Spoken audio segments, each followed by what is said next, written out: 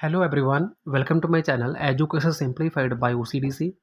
सो अगर आप AIIMS CRE 2025 respiratory lab technician की पोस्ट के लिए अप्लाई करना चाहते हैं या अप्लाई कर चुके हैं और एग्ज़ाम की तैयारी करना चाहते हैं तो ये वीडियो स्पेशली आपके लिए है।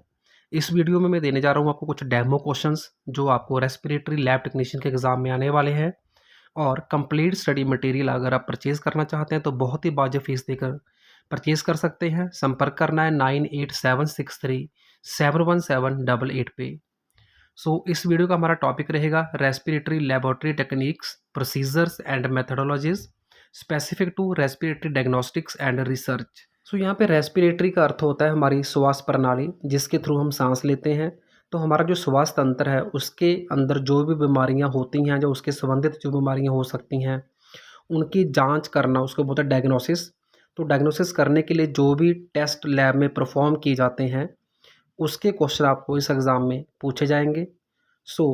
कंप्लीट स्टडी मटेरियल आपको बहुत अच्छे से बहुत ही सरल भाषा में हिंदी में समझाया जाएगा और इंग्लिश में आपको ये पीडीएफ भी मिल जाएंगे। तो आपको संपर्क करना है 9876371788 पे। शुरू करते हैं क्वेश्चन नंबर 1।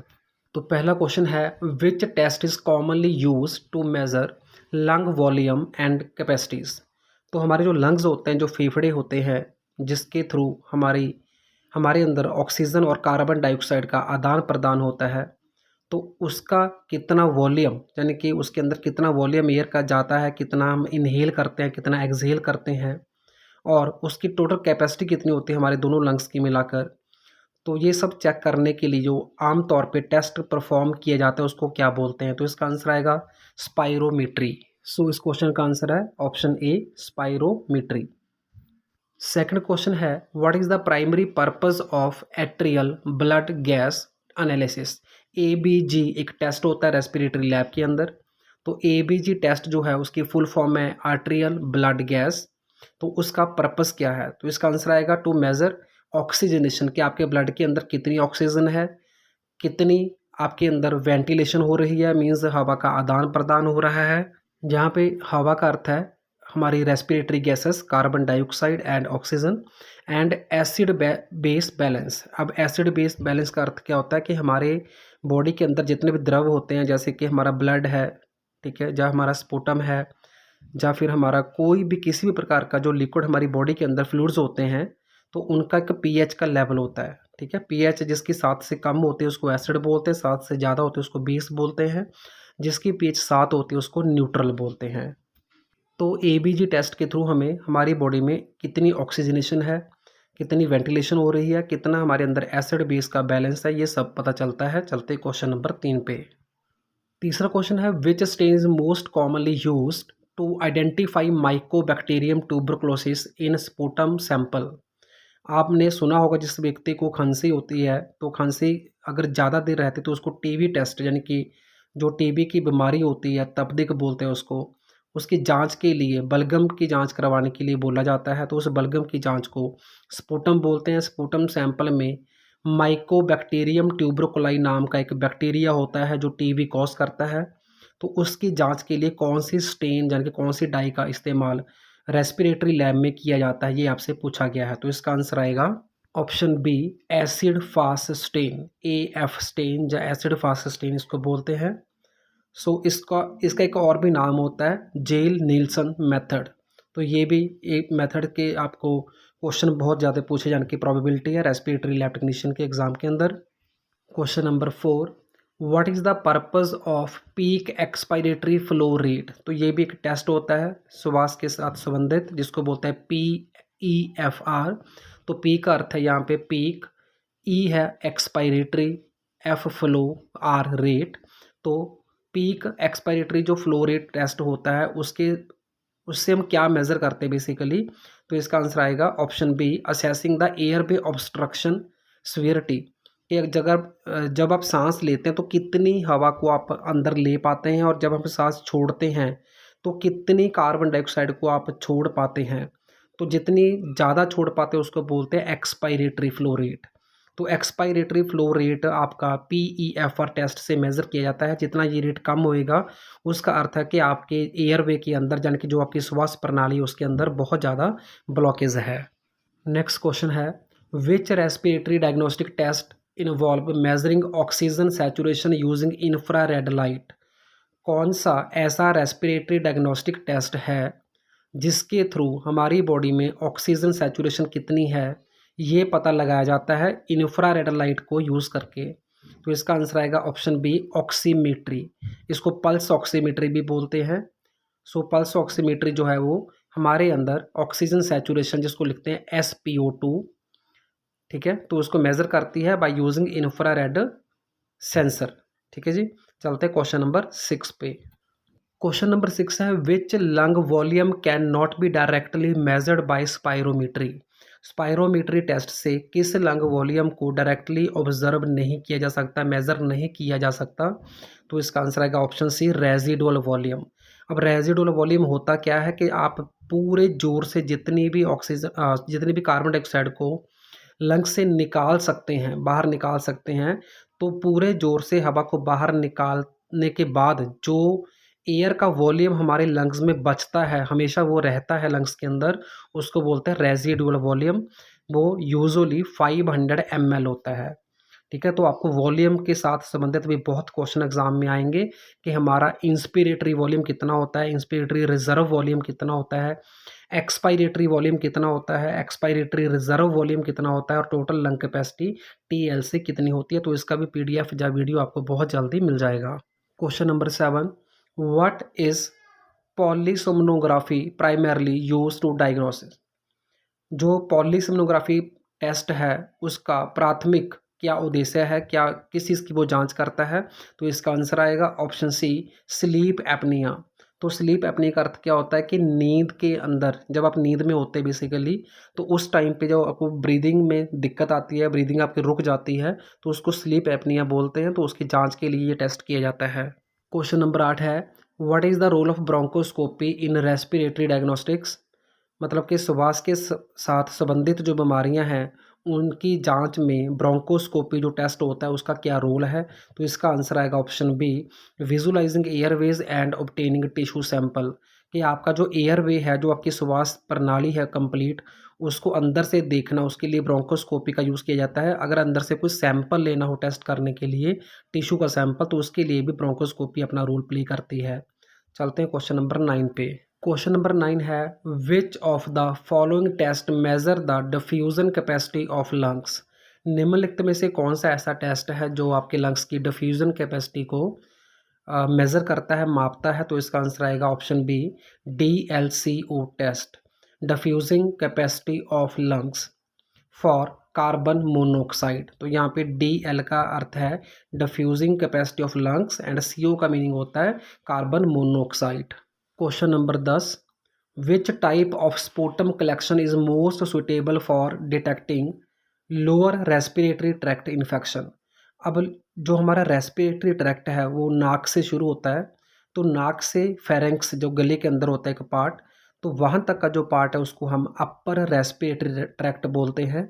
और उसके नीचे का जो पार्ट है जिसमें हमारा ब्रोंकाई, ब्रोंक्यूल्स, एल्व्यूलाई आ जाते हैं, उसको लोअर रेस्पिरेटरी ट्रैक्ट बोलते हैं। तो जब कोई डिजीज़ लोअर रेस्पिरेटरी ट्रैक्ट के अंदर होती है उसकी जांच के लिए हम कौन सा स्पूटम सैंपल लेते हैं। तो इसका आंसर आएगा option be induced sputum sample. Okay, मतलब आपको खांसते हुए जो बलगम आती है उसका सैंपल लिया जाता है, उसको बोलते हैं इंड्यूस्ड स्पूटम सैंपल। ठीक है जी, चलते हैं क्वेश्चन नंबर 11 पे। क्वेश्चन नंबर 11 आपका है what is the primary diagnostic utility of pleural fluid analysis. अब प्लूरल क्या होता है, प्लूरा एक हमारी मेम्ब्रेन होती है जो लंग्स को कवर करती है। तो लंग्स और प्लूरा के बीच में जो फ्लूइड होता है उसको प्लूरल फ्लूइड बोलते हैं। उसका एनालिसिस क्यों किया जाता है ये आपसे पूछा गया। तो इसका आंसर आएगा option B identifying pleural infection और मेलिग्नेंसीज। मतलब अगर उस फ्लूइड से फ्लूइड्स का हम सैंपल लेंगे तो उसको एनालाइज करेंगे लैब के अंदर, तो उससे हमें पता चलता है कि आपके लंग्स में कोई इन्फेक्शन है या फिर कोई लंग्स में कैंसर आदि की संभावना है।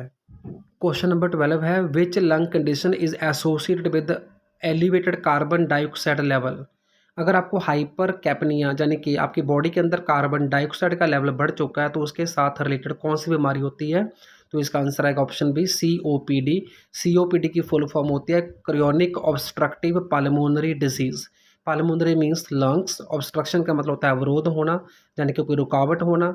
तो लंग्स के अंदर कोई स्पुटम या किसी भी और कारण अगर कोई ब्लॉकेज हो गई है तो वो हमें COPD नाम की बीमारी करती है।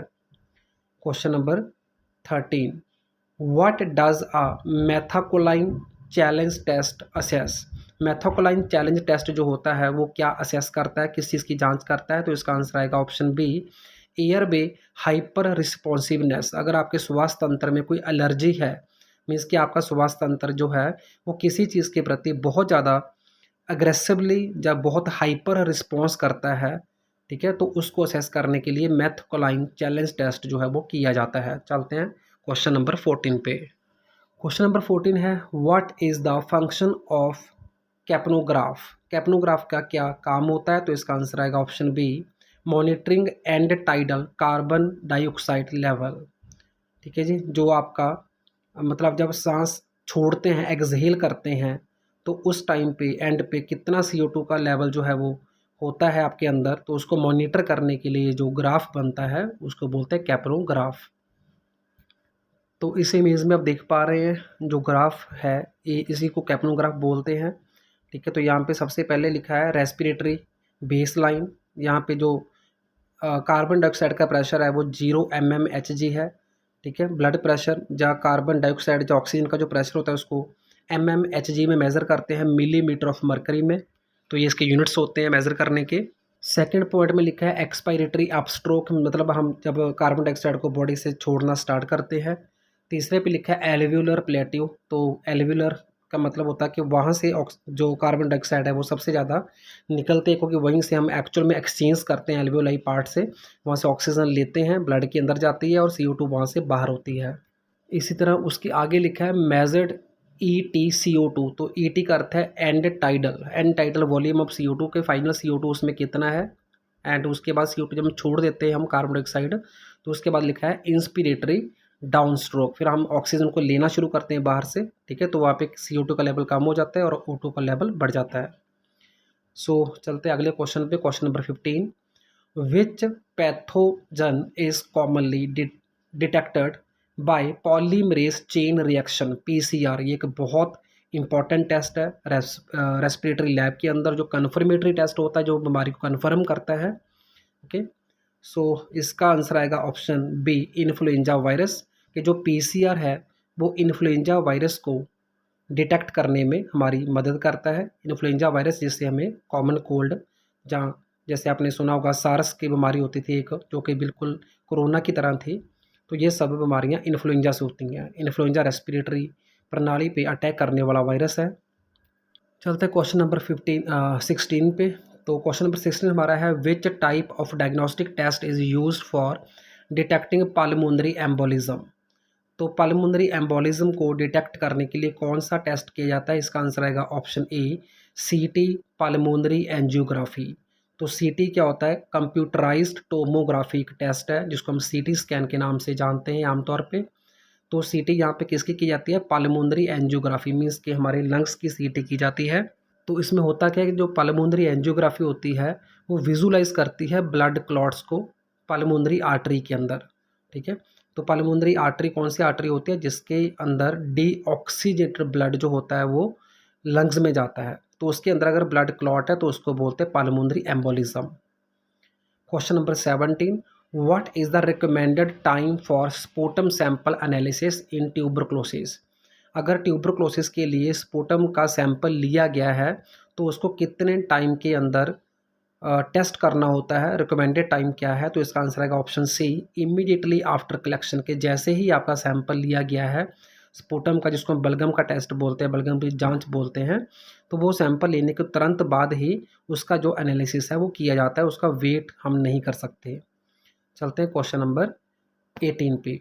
What is the primary imaging method for assessing निमोथोरैक्स। निमोथोरैक्स क्या होता है, हमारी चेस्ट कैविटी होती है हमारी, जिसके अंदर हमारे लंग्स जो है सिचुएटेड होते हैं, लंग्स पड़े होते हैं, तो उसका टेस्ट करने के लिए कौन सा प्राइमरी इमेजिंग मेथड यूज़ किया जाता है, तो इसका आंसर आएगा ऑप्शन बी चेस्ट एक्सरे। आपने सुना होगा जैसे ही कोई खांसी बलगम की बीमारी होती है तो डॉक्टर सबसे पहले चेस्ट का जो एक्सरे होता है वो करवाने को बोलता है। सो ये थे आपके रेस्पिरेटरी लैब टेक्नीशियन के लिए बहुत इंपॉर्टेंट क्वेश्चंस और उनके आंसर्स। कंप्लीट स्टडी मटेरियल के लिए आप संपर्क कर सकते हैं 9876371788 पे। ओनली व्हाट्सएप मैसेज करना है या कॉल करनी है। सो आई होप आपको ये वीडियो अच्छा लगा होगा। सभी के साथ शेयर करना, सब्सक्राइब करना बिल्कुल भी ना भूलें। Thank you, thanks for watching.